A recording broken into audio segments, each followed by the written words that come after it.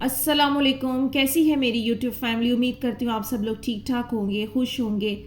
और जो कोई मेरे बहन भाई परेशान है, बीमार है, अल्लाह से दुआ अल्लाह पाक उनको सेहत और तंदुरुस्ती अता फरमाए, आमीन। आज की वीडियो स्टार्ट करते हैं। आजमाइश ख़त्म होने की निशानियाँ। आप लोगों को पता है कि जैसे कि ये एक सीरीज़ है, और जिन लोगों ने अगर पहले भी इससे रिलेटेड वीडियोस और वो क्या निशानियां हैं कि इंसान को मदद मिले और वो ऐसी स्टोरीज़, मिरेकल स्टोरीज़ नहीं सुनी, तो वो मेरे चैनल की प्लेलिस्ट में जाकर आजमाइश ख़त्म होने की निशानियां, उस वहाँ से आप लोग वीडियो सुन सकते हैं। इससे जिन लोगों को मायूसी हो रही उनको काफ़ी हेल्प मिलेगी, और वो लोग जो निशानियां ढूंढते हैं वो उससे रिलेट कर सकते हैं ख़ुद को। और जैसा कि हमेशा मैं आप लोगों के लिए कोशिश करती हूँ ऐसी स्टोरीज़ शेयर करूँ कि जो आप लोगों के ईमान को मजबूत करें, क्योंकि दुआ के सफ़र में सबसे मुश्किल होता है इंसान के लिए कायम होना। दुआ तो लोग बहुत इजीली मांग लेते हैं, कई कई सालों से भी मांग रहे हैं, लेकिन ख़ुद को ये आमादा करना और समझाना कि हाँ, जो मांग रहा हूँ वो अल्लाह पाक अता फरमा देंगे, मदद आती है, ये ख़ुद को बिलीफ लेकर जाना बहुत ज़्यादा इंसान के लिए मुश्किल हो जाता है। तो आज जो मैं आप लोगों के साथ स्टोरी शेयर करूंगी, थोड़ी सी वो लॉन्ग स्टोरी है, लेकिन इसमें आप लोगों को काफ़ी निशानियां पता चलेंगी। और वो जो बात मैं हमेशा कहती हूँ ना आप लोगों से, कि अल्लाह पाक अपनी मदद भेजने से पहले, मौज़े करने से पहले निशानियां ज़ाहिर करते हैं। तो इस तरह की स्टोरी को सुनकर वो यकीन आता है इस बात का कि वाकई ये बात सच है, कि ये जो कुरान में अल्लाह ताला ने मौज़े बयान फरमाए हैं वो सिर्फ सुनने की हद तक नहीं है, वो हमारी लाइफ में एग्जिस्ट करते हैं। अगर हमें अल्लाह से जुड़ना आए तो, अगर हम अल्लाह से मांगे तो। लोगों को ये मांगना समझना ये मुश्किल है। मैं अब ज़्यादा वक्त ज़ाया नहीं करूँगी क्योंकि स्टोरी थोड़ी सी लॉन्ग है। इस स्टोरी को सुनते हुए आप लोग खुद समझ जाइएगा कि निशानियाँ क्या होती हैं, कैसे होती हैं और किस तरह आती हैं। तो लिहाजा स्टोरी शुरू करती हूँ। ये स्टोरी है डॉक्टर मोहम्मद जावेद की। जैसा कि आप लोगों को मालूम है, सूरह रहमान थेरेपी का मैसेज मैं हमेशा आप लोगों के साथ शेयर करती हूँ। अल्लाह पानी वाली दुआ के बारे में बहुत लोगों को बताया है। ये सफ़र इनकी ज़िंदगी में कैसे स्टार्ट हुआ, अल्लाह ने इन्हें आजमाइश में डालकर कैसे आजमाइश ख़त्म की, वो इनकी ज़बानी आप लोगों को बताती हूँ।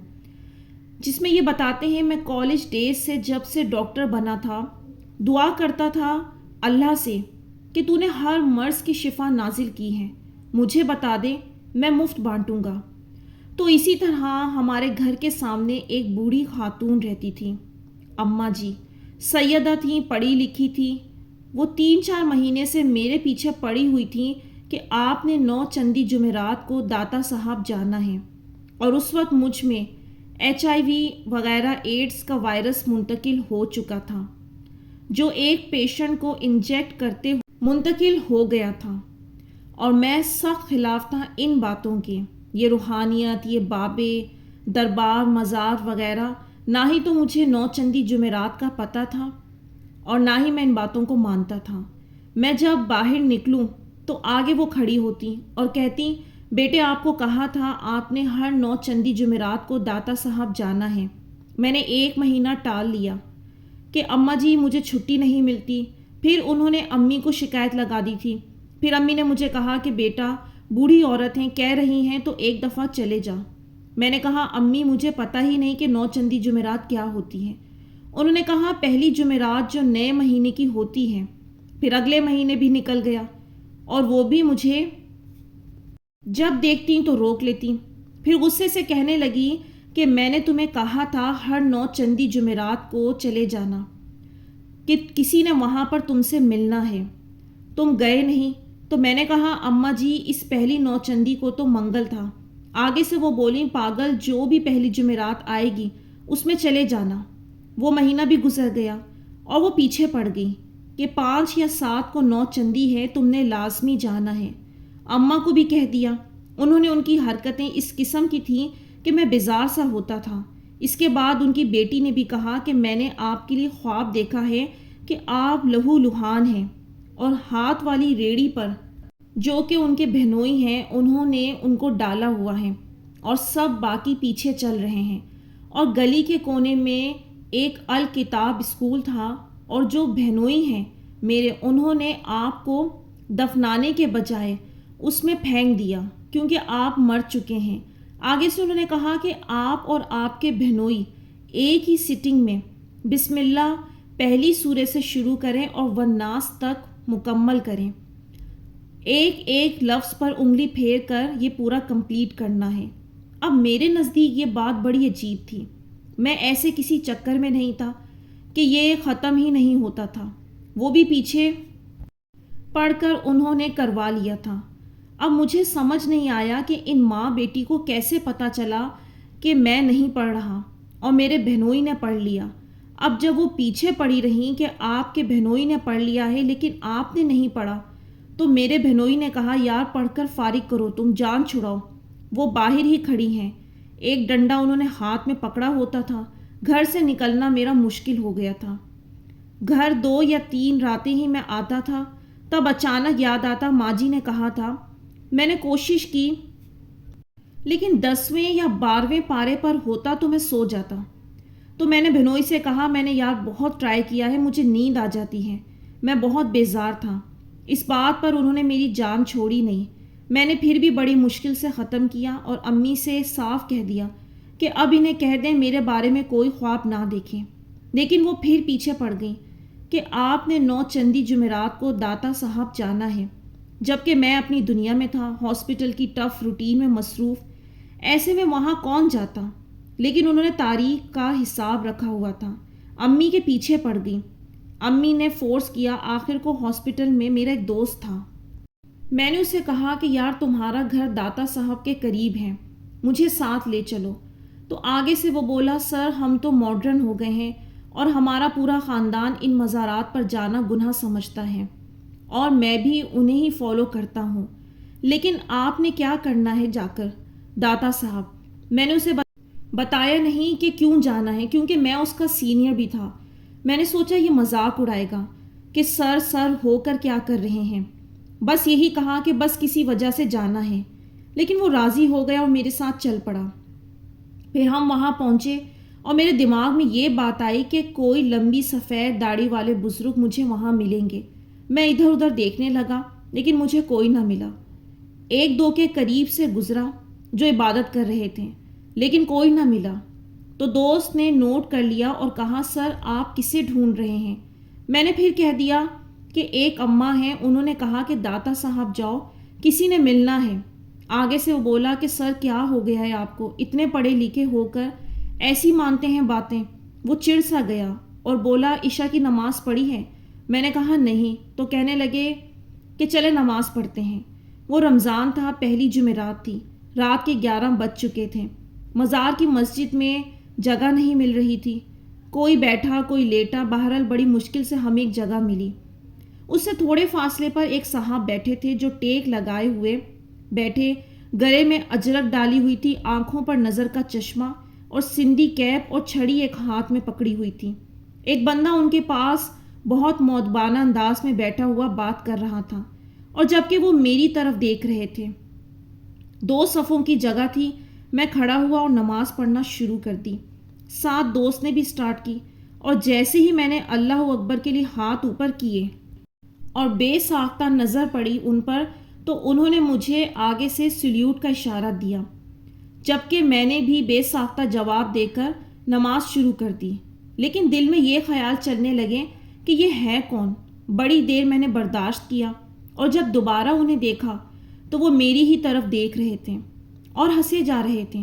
کافی دیر تو میں نے برداشت کیا، پھر اندر ہی اندر بیزار ہو کر سوچنے لگا کہ انہیں نظر نہیں آ رہا کہ میں نماز پڑھ رہا ہوں، ہٹ جائے سامنے سے، الٹا مجھے دیکھ کر ہنس رہے ہیں۔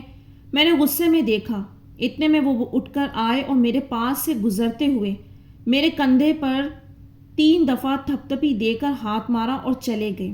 میں نے سلام پھیرا تو میرے دوست نے کہا کہ سر جی آپ اپنی جیب دیکھیں جلدی سے۔ میں نے کہا نہیں یار ایسا کوئی مسئلہ نہیں، وہ کندھے پر صرف ہاتھ مار کر گیا ہے۔ اور میں نے جیسے ہی مڑ کر دیکھا تو وہ غائب تھے۔ میں جلدی سے بھاگا باہر کی طرف، جبکہ وہ کہیں بھی نظر نہیں آئے۔ میرے دوست نے کہا سر جی نماز، اور وہ ایک دم چیخا اور وہ بھی میرے پیچھے آ گیا اور اس نے مجھے کہا سر جی یہ سب فراڈ ہوتا ہے، اس نے جان کر یہ کیا ہے تاکہ آپ اس کے پیچھے آئیں، وہ یہیں کہیں ہوگا۔ اور میں دیکھوں وہ کہیں بھی نہیں تھے۔ ہار کر ہم واپس آ گئے۔ دوست کہنے لگا سر جی سیریس نہ لیں، ان کا یہی ہوتا ہے، ابھی اس نے آنا تھا، آپ کو 10 روپے سے 1000 کا نوٹ بنا کر دکھانا تھا، پھر نوٹ سے پانی نکال کر دکھانا تھا، جبکہ میرا دماغ اٹکا ہوا تھا کہ کون تھا، اس نے کیا حرکت کی ہے۔ اور سال بعد جب میں ایک بزرگ کے کمرے میں موجود تھا اور اللہ والی دعا وہ کروا رہے تھے، جبکہ میں اپنی بیماری کی وجہ سے پہلے ہی پٹ آف تھا، تیسری بار بھی دعا کروا چکے تھے اور مجھے کچھ بھی نہ کیفیت ہوئی نہ نظر آ رہا تھا، جبکہ میرے بھائی کی بند آنکھوں میں اسے کعبہ نظر آ رہا تھا، اور میں کمرے میں ادھر ادھر دیکھوں، دیوار پر بھی سامنے ایک بزرگ کی تصویر تھی جس پر ڈھیروں پھول کے ہار تھے۔ میں سوچوں شاید یہ اس بابے کے مرشد ہیں، لیکن وہ مجھے جانے پہچانے سے لگے، جبکہ وہ بابا جی کاپی پین نکال کر بیٹھ گئے کہ ڈاکٹر بابا اپنا فون نمبر بتاؤ۔ میں سوچوں کہ ان سے پوچھوں کہ یہ کون ہے، اتنے میں انہوں نے کہا ارے پاگل آنکھیں کھول لے، تجھے کھلی آنکھوں سے نظر نہیں آتا، بند آنکھوں سے کیا دیکھے گا۔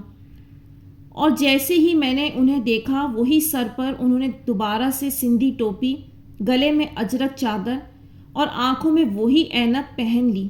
ایک دم میں ہکا بکا رہ گیا اور بے ساختہ بولا بابا جی آپ تو وہی ہیں جو داتا صاحب میں تھے۔ آگے سے وہ بولے میں تو کبھی وہاں گیا ہی نہیں۔ مجھے میرا بھائی کونی مار کر کہنے لگا کہ مجھے تو کعبہ نظر آیا۔ میں نے کہا تم چپ کرو، میں نے کہا آپ وہاں تھے، میں نے کہا وہ اماں جی نے مجھے بتایا تھا آپ کا۔ وہ آگے سے بولا میں کسی اماں کو نہیں جانتا، تم بس اپنا نمبر لکھواؤ۔ میں نے کہا وہ تو میرے پاس نہیں ہے، بہرحال اپنے 3 ہاسپٹل کے نمبر لکھوا دیے۔ آگے سے انہوں نے یہی کہا کہ آگے دعا کرواؤ اور اس پیغام کو پھیلاؤ۔ میں نے کہا اجازت ہے؟ تو انہوں نے کہا اجازت کیا ترلا ہے۔ میں نے کہا چلو یہ تو بہت اچھی بات ہے۔ پھر وہ بولے پاگل یہ وہی دعا ہے جو تم 10 سال سے کر رہے ہو۔ یہ وہ بات تھی جس پر میں حیران رہ گیا۔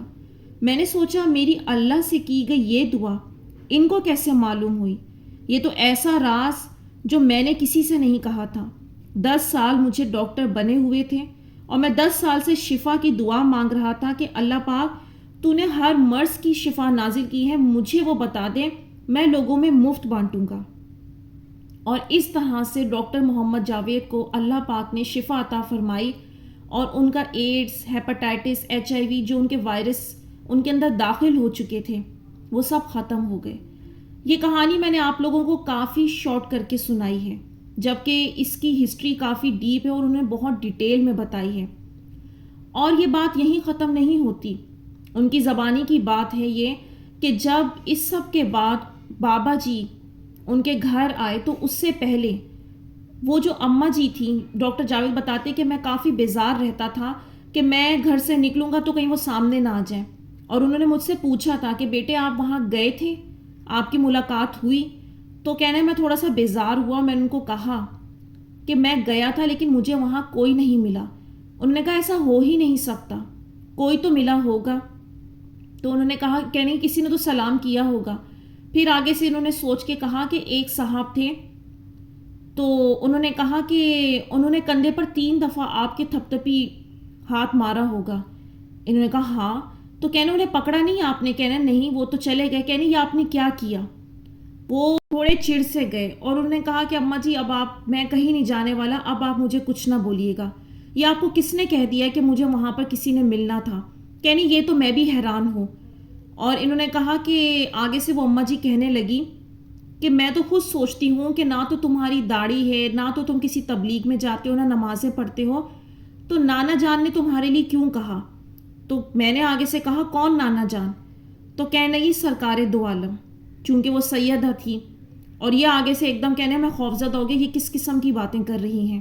میں نے اپنی والدہ کو یہ بات بتائی تو والدہ نے کہا کہ بیٹا بوڑھی عورت ہیں، درگزر کر دیا کرو، یہ روز آنا جو ہے اپنا دروازہ دھوتی ہیں اور کہتی ہیں کہ آج نانا جان نے آنا ہے۔ تو کہنے گی کہ کوئی نانا تو آئے نہیں بیٹا، یہ اسی طرح کی باتیں کرتی ہیں۔ تو ڈاکٹر جاوید نے کہا کہ امی آپ کو پتہ ہے وہ کس نانا جان کی بات کرتی ہیں؟ تو ان کی والدہ نے کہا کس کی؟ کہنے یہ سرکار دو عالم کی بات کرتی ہیں۔ تو کہنے آگے سے میری والدہ بھی ایک دم گھبرا گئی، کہنے بیٹا بس سلام کر کے گھر آ جایا کرو۔ تو اس طرح سے پھر جب بابا جی ان کے گھر آئے اور وہ بوڑھی عورت ان سے ملنے آئی، بہت ذوق و شوق سے ملنے آئی، اور جو عورت 90 سال کی عورت، بوڑھی عورت سیڑھیاں نہیں چڑھ سکتی تھی اور بابا جی اوپر تھے گھر کے، تو ڈاکٹر جاوید بتاتے ہیں یہ بھی میرے لیے ایک بہت بڑا میریکل تھا کہ بابا جی نے یہ حکم دیا کہ وہ اوپر ہی ان سے ملنے آئے۔ وہ بوڑھی عورت ہچکچائیں کہ میں تو چڑھ نہیں سکتی، لیکن کہنے لگے کہ وہ تو یہی حکم دے رہے ہیں، اور وہ عورت جو چڑھ نہیں سکتی تھی وہ اپنی لاٹھی کے بغیر اس طرح سیڑھیاں چڑھ کر اوپر آئی، وہ خود بھی حیران تھی۔ بہرحال اللہ کے بندوں کے معاملات اللہ ہی بہتر جانے، اور یہ ان کی میریکل اسٹوری ہے جو میرے خیال میں آپ لوگوں کو ضرور موٹیویٹ کرے گی کہ اللہ تعالیٰ کس طرح سے انسان کی مدد کرتے ہیں، کہ ان کی جو تکلیف، جو بیماری جس کا علاج ہی نہیں دنیا میں، وہ سورہ رحمان کی دعا سے، وہ اللہ والی دعا سے وہ ٹھیک ہو گئے، اور آج وہ دیوانہ وار پوری دنیا میں یہ پیغام پھیلا رہے ہیں۔ میں نے سوچا آپ لوگوں کے ساتھ شیئر کروں، جو آپ لوگ آ کر بہت ڈسٹرب رہتے ہیں، مجھ سے ڈسکس کرتے ہیں، ہم اتنے سال سے مانگ رہے، ایسا ہے ویسا ہے، تو یہ سٹوریز سنیں۔ اللہ تعالیٰ نے قرآن میں کتنی ڈیٹیل سے ہمیں ایکسپلین کیا ہے، تو کیا یہ ایک حیران کر دینے والی کہانی نہیں ہے کہ اللہ تعالیٰ کی پلاننگ دیکھیں کہ ان کو خود ایک بیماری میں مبتلا کیا، اور ان سے چونکہ ایک ایمان کے لیول پر لانا تھا تو ان کو معجزہ ہونے سے پہلے اشارے دیے۔ ایک انسان کو خبر نہیں ہے، وہاں پر اللہ کا حکم آتا ہے کہ وہ وہاں پہنچ جائے۔ یہ سب کیا چیزیں ہیں؟ جو لوگ اللہ سے جڑے ہوتے ہیں نا، اللہ انہیں بہت بڑے بڑے معجزے دکھاتا ہے۔ میں اس لیے آپ لوگوں سے کہتی ہوں کہ توکل کے ساتھ بلائنڈ ہو کر جڑیں۔ کیا ہماری دعائیں اتنی بڑی ہیں کہ اللہ تعالیٰ انہیں قبول نہیں کر سکتا؟ نعوذ باللہ، اللہ کے لیے کچھ بھی مشکل نہیں۔ بس میں آپ لوگوں سے یہ کہنا چاہوں گی کہ دعا کے اندر پیشنس بہت زیادہ ضروری ہے۔ یہ ہم لوگوں نے تصور بنا لیا ہے کہ ہماری دعا اتنے سے اتنے عرصے میں مکمل ہو جائے، یا ہو جانی چاہیے تھی، نہیں ہوئی تو اس کا مطلب نہیں ملنا کچھ۔ یہ سب سے غلط کانسیپٹ ہے۔ اگر ہمیں وہ مانگنے کی توفیق دے رہا ہے، اگر اس نے ہمیں بٹھا دی اپنی چوکھٹ پر، تو ہمیں بھی خاموشی سے اس کا انتظار کرنا چاہیے۔ یہ اگر ویڈیوز اور یہ پیغام اور یہ سٹوریز آپ لوگوں تک آ رہے ہیں تو یہ اللہ کے حکم سے آ رہے ہیں، وہ آپ تک پہنچا رہے ہیں تاکہ آپ لوگ قائم ہو جائیں۔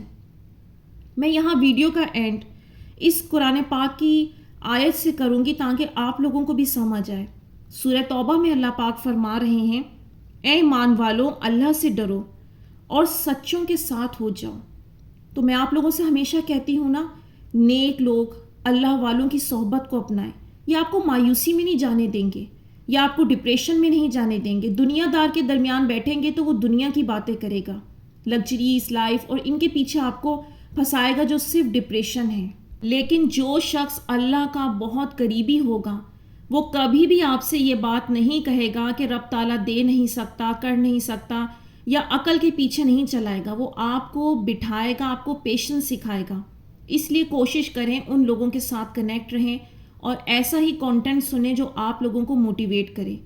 تو یہاں میں ویڈیو کا اینڈ کروں گی۔ امید کرتی ہوں آج کی ویڈیو نے آپ لوگوں کو کچھ ہیلپ کی ہوگی، کچھ مدد دی ہوگی۔ تو مجھے دیجیے اجازت، اپنی دعاؤں میں یاد رکھیے گا، کمنٹس اپنی رائے کا اظہار ضرور کیجیے گا۔ انشاءاللہ نیکسٹ ویڈیو میں ملوں گی۔ اللہ حافظ۔